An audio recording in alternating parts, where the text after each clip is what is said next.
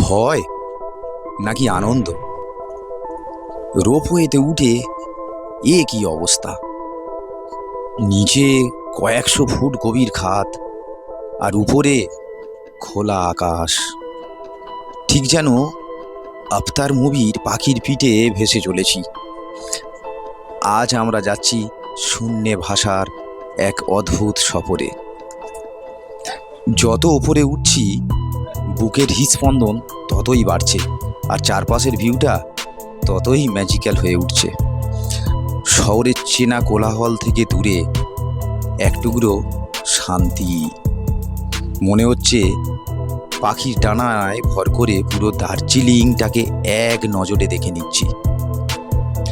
সবচেয়ে মজার বিষয় কি জানেন?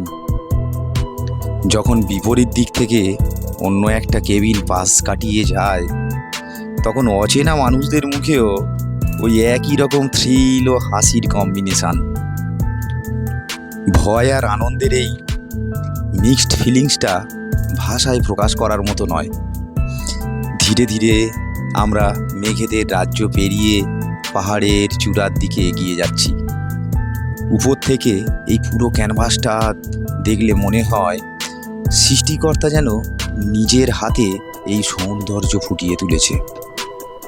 কয়েক মিনিটের এই রাইড, তো শেষ হলো, কিন্তু স্মৃতিটা সারা জীবন থেকে যাবে।